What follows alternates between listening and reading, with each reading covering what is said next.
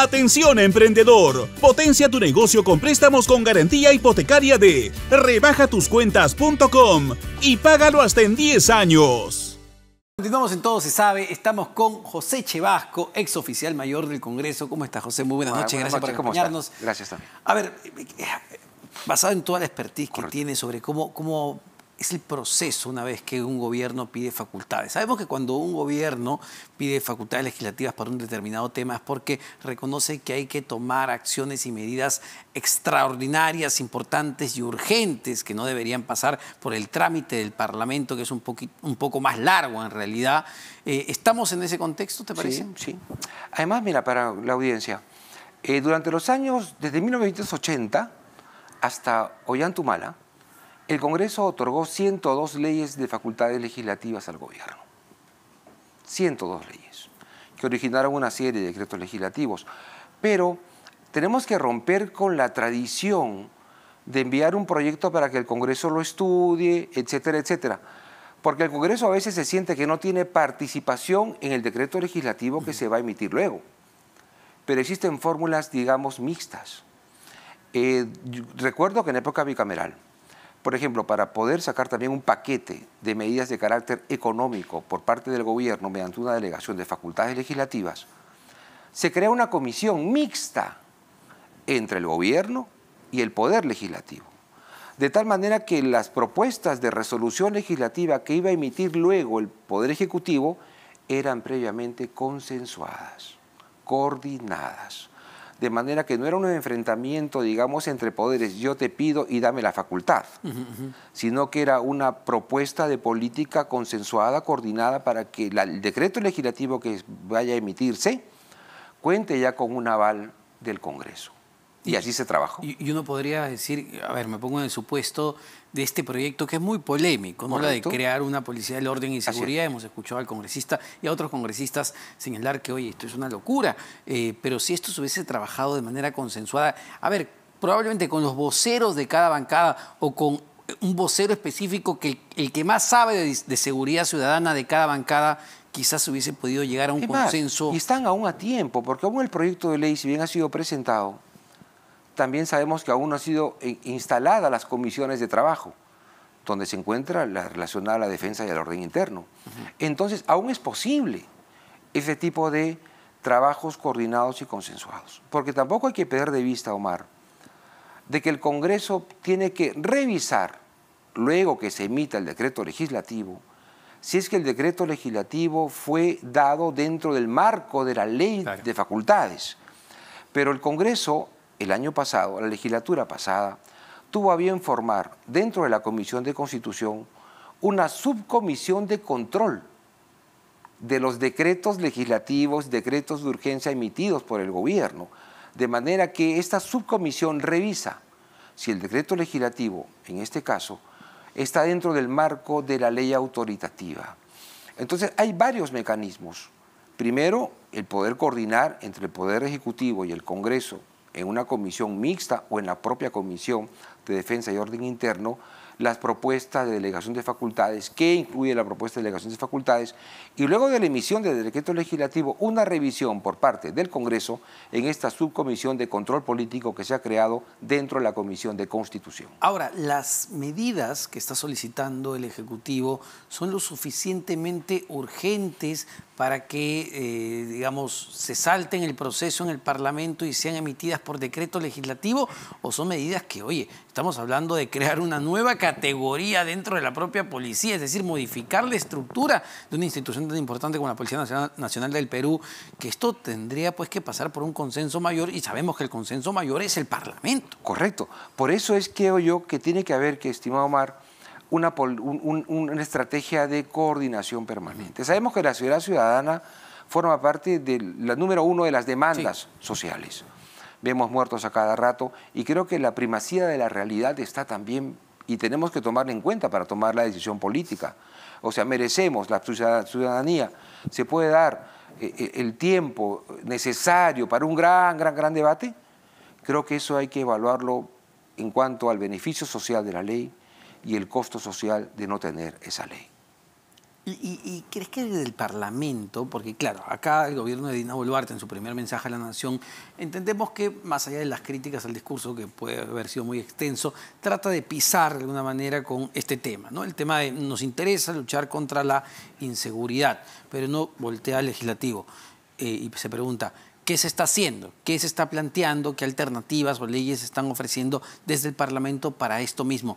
En tu experiencia, que has estado ahí dentro recientemente, sí. ¿Esto es una preocupación? ¿Se está empujando, digamos, algún tipo de iniciativa? Sí, y creo además que existen muchas iniciativas legislativas planteadas por los señores congresistas que también tendrían que ser tomadas en cuenta por el gobierno al momento de poder elaborar los decretos legislativos. Es decir, dentro de la Comisión de Defensa y Orden Interno, habrán 100, 200, 300 proyectos de ley relacionados a la seguridad nacional. Entonces, mal haría el gobierno en no solicitar formalmente estos proyectos de ley para que el congresista sienta que se les tome en cuenta.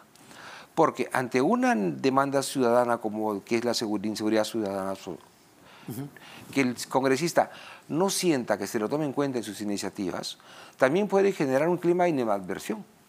No olvidemos que estamos en un escenario político y de alguna manera todos tienen que ganar en la decisión política, porque esto se mide así. ¿Trabajó el Congreso para ello? ¿No trabajó? ¿Trabajó el gobierno? En fin, creo que hay que tomar en cuenta también los proyectos de ley sobre ese tema que el Congreso tiene. Es un punto interesante, ¿no? Porque en el análisis político, cuando uno ve las votaciones e incluso la conformación de la mesa directiva, uno dice, bueno, al menos hay una convivencia muy cómoda entre el gobierno de Boluarte y el Congreso de la República. Incluso desde el Ejecutivo podrían sentir que ya tienen, digamos, la mesa servida, que todo va a ir de manera rápida y diligente en el Parlamento. Pero no necesariamente es así, o va a ser así. No es así. ¿Por qué? Porque el político para tomar una decisión tiene que cogerse de algo. Si el discurso del gobernante, de la presidenta o de quien fuere, no es lo suficiente persuasivo para para que el político luego pueda justificar su voto y decir, bueno, mira, dio un buen discurso. Si da un mal discurso, si no puede convencer a la audiencia, si no usa las técnicas necesarias de la retórica en política, el congresista no va a poder justificar el voto que va a emitir.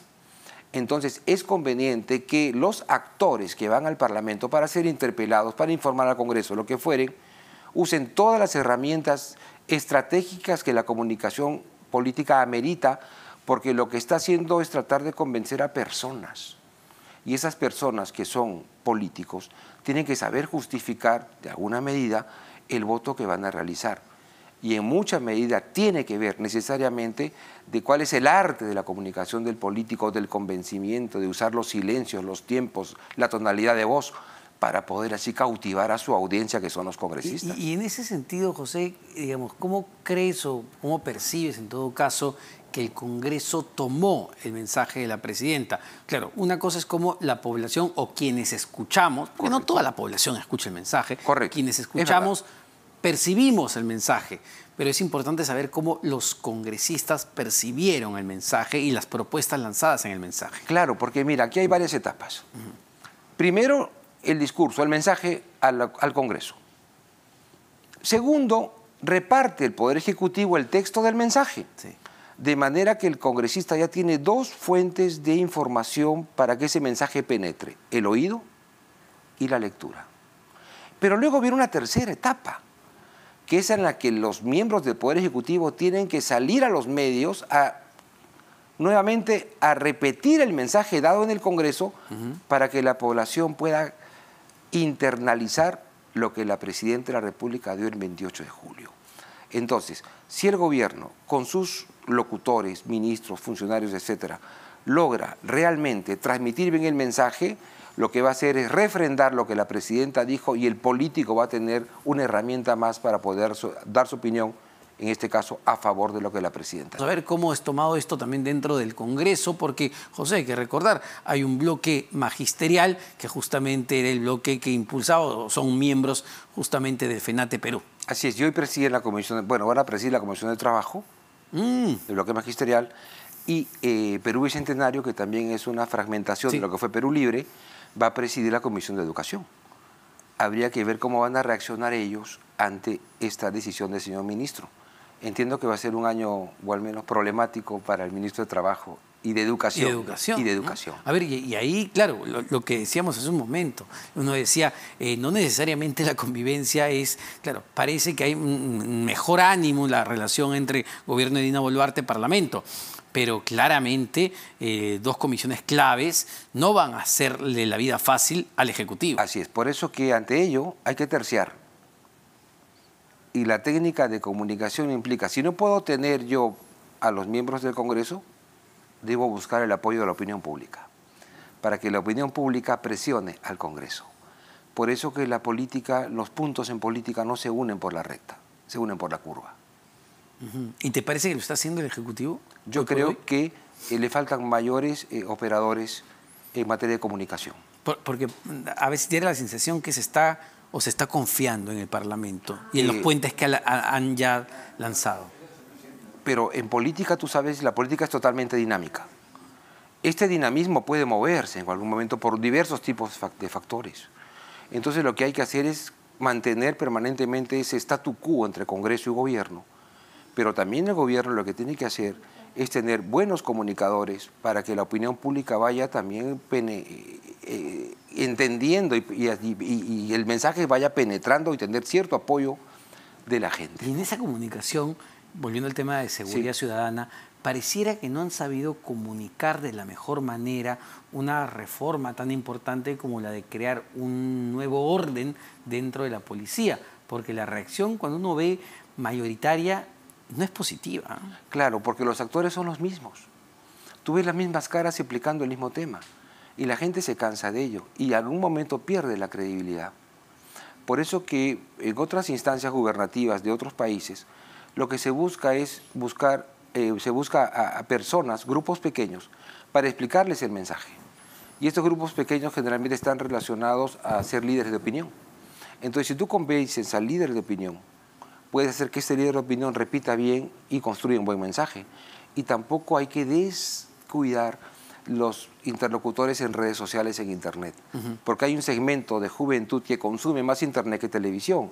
Entonces hay que comenzar a usar los influencers también para poder transmitir las políticas del gobierno. Muchísimas gracias, José. José Chevasco es oficial mayor del Congreso sobre un tema importante, porque de eso se trata la política pública, es decir, tienes que saber socializar justamente las ideas y claramente hoy por hoy lo que podemos decir es que una propuesta importante, crear una nueva categoría dentro de la Policía Nacional del Perú, pareciera no haber sido bien socializada justamente entre los diferentes públicos de interés, que somos todos nosotros los ciudadanos, porque todos queremos que se acabe la criminalidad.